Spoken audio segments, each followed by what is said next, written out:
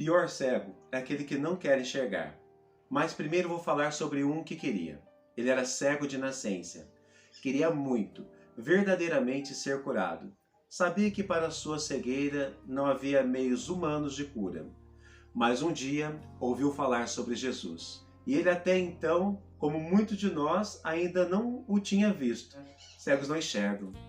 Mas aquilo que de Jesus ele ouviu falar foi o suficiente para que, mesmo que ele não tivesse visto, crer que só ele, Jesus, poderia curar. E sabendo que Jesus estava passando por ali, mesmo sem ele ver, ele sentia.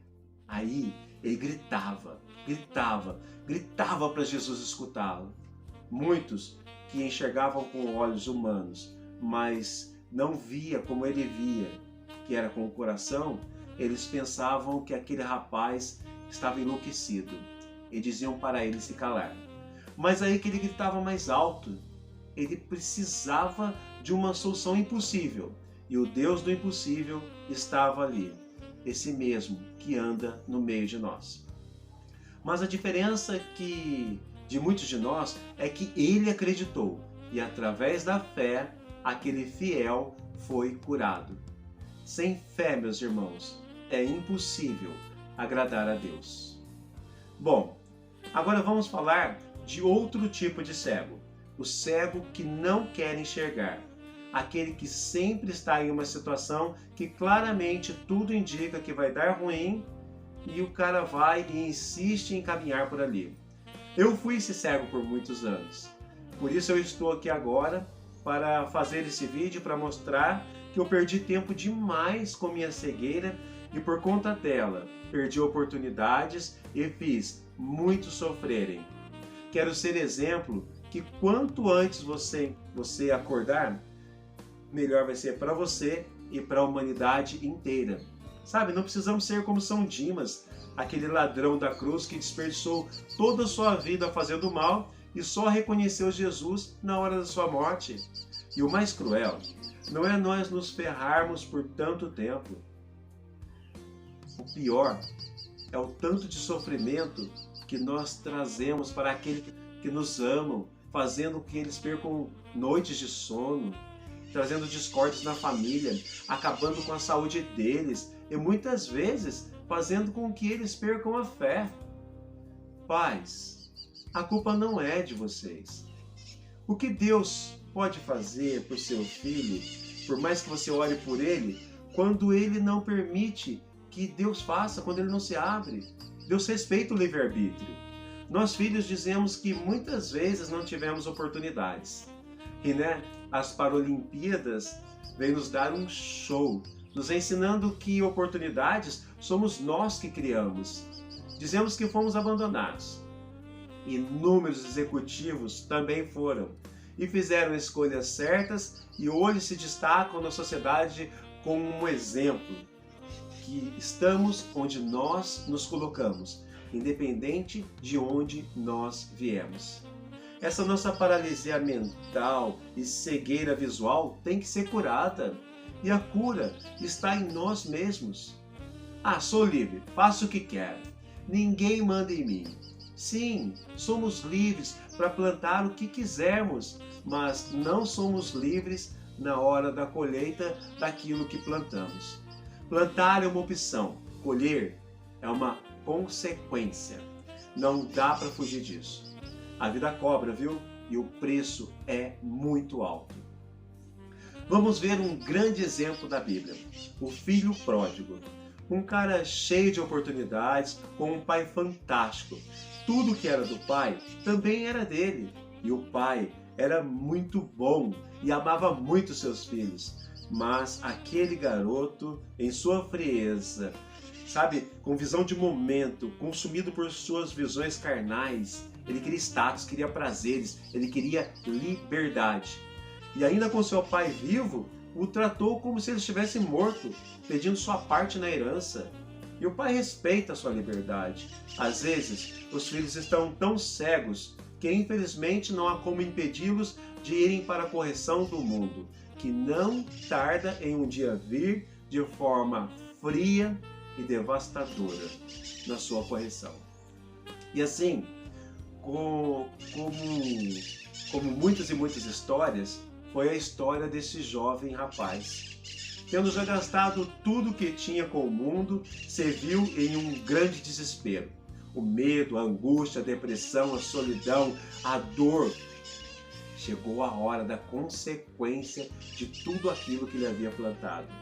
A triste realidade sobrecaiu sobre aquele garoto. E ali ele se viu sem dinheiro, sem amigos, sem dignidade, se encontrava dividindo restos de comida com porcos em um chiqueiro, sujo, craquento, em meio da lama de suas más escolhas. Aí eu fico imaginando essa cena, né? Sobre o que se passava na cabeça dele. Onde estão meus amigos agora? Cadê as prostitutas bonitas, cheirosas que me cercavam? Cadê o conforto dos quartos de bordéis, onde lá eu gastava o dinheiro do meu pai com caras bebidas e potentes alucinógenos? Era tudo ilusão. Este chiqueiro fedorento, essas lavagens, esses porcos iguais a mim, aqui, agora sim, são minha verdadeira realidade. Fui eu que escolhi e busquei este momento. Sabia de tudo isso e deixei o sedutor prazer da carne falar mais alto em meu coração. Me fiz de cego. Agora sofro por minhas próprias escolhas erradas. E embora o pai, a família sempre orassem por ele, o que aconteceu dependia muito mais dele do que a oração que por ele faziam. Olha, eu jamais negarei o poder da oração, mas para essa situação, a oração serve mais para dar força para a família suportar do que para a cura do filho em si. Ele necessitava apenas cair em si, e assim ele fez. Ali, naquela situação, sobre todo aquele contexto, ele resolveu enfim enxergar. Não fez promessas, não fez oração, nenhuma luz veio de forma extraordinária do céu. Ele somente caiu em si. Pôde então enxergar claramente o quanto sempre foi abençoado por Deus e que ninguém o havia abandonado e que ele sim foi o único que abandonou a todos. E conhecendo a verdade sobre si mesmo, a verdade o libertou. Teve a consciência de que quando estava em casa, via que nem os empregados de seu pai eram tratados daquela forma e planejou: vou voltar para casa. Dizer ao meu pai que pequei contra ele e contra todos, que me arrependo verdadeiramente do que fiz. Vou pedir para ele me aceitar de volta e eu aceito ser tratado como um de seus empregados. E assim ele fez. E é bom ressaltar que muitos de nós chegamos a esse ponto. Planejamos como ele, nos arrependemos como ele, mas nós não agimos como ele. Mas ele sim, estava decidido, determinado e foi ao encontro do pai. Aí eu fico imaginando aquele pai, como muitos de nossos pais quando os filhos se perdem. Eles não dormem, ficam dia e noite esperando pelo filho voltar. Sempre que vê de longe alguém parecido chegando, dizia: agora é meu filho, ele está voltando. E quando chegava perto, não era. Quantas e quantas vezes isso se repetiu na vida desse pai? Quantas e quantas vezes isso não se repetiu na sua vida de pai, não é? Ele agora voltando, ele se preocupa de como seria recebido. Se o pai o aceitaria de volta, ou pelo menos o trataria como um de seus empregados. Ah, filhos, vocês não sabem que há mais alegria no céu por um pecador que se converte do que por 99 justos que não precisam de conversão. Subestimou o poder do amor do pai, porque quando um pai vê seu filho se convertendo, ou seja, parar de ir pelo caminho errado e voltar, quando o pai o avista de longe chegando, ele faz como este pai, o pai deste filho fez, ele corre ao encontro.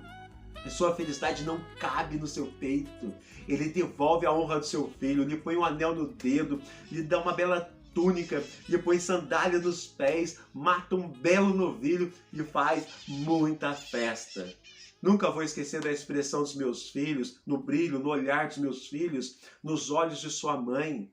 Sabe, no forte abraço que recebi deles e na emoção que a minha família expressou quando eu, como este jovem, assumi as minhas culpas e me declarei ser por eles de corpo e alma, assumindo saber que não era só eu que importava, e sim nós, juntos, unidos, independente de todas as nossas dificuldades.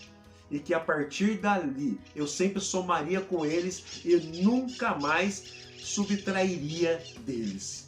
Quantas bênçãos e quantas graças a partir de então. Não que as coisas ficaram mais fáceis, porque não ficaram. Por sinal, muitas delas pioraram em nível muito maior. Mas a força que Deus me mostrou em estar ao meu lado deixava qualquer ameaça, qualquer força ameaçadora muito menor do que parecia. Então hoje, para você que me assiste, estando você na posição deste pai que espera, ou deste filho que ainda não se encontrou, se você respira, é sinal que há esperança. Que saibamos que por mais que achamos que a culpa é sobre o outro, nada muda o fato do que a consequência é sobre nós, é sobre você. Não se engane. Sabe, se fingindo de cego, deixando ser consumido pelo prazer da carne, deixando uma decisão de assumir a realidade futura, porque a curtição está muito boa, está no auge. Você já perdeu tempo demais, e amanhã, quem te garante que vai haver? Seja verdadeiramente feliz, faça feliz, volte para casa. Há um pai sofrendo a dor da saudade, e você pode curar essa dor. Volte para casa. Deus abençoe vocês.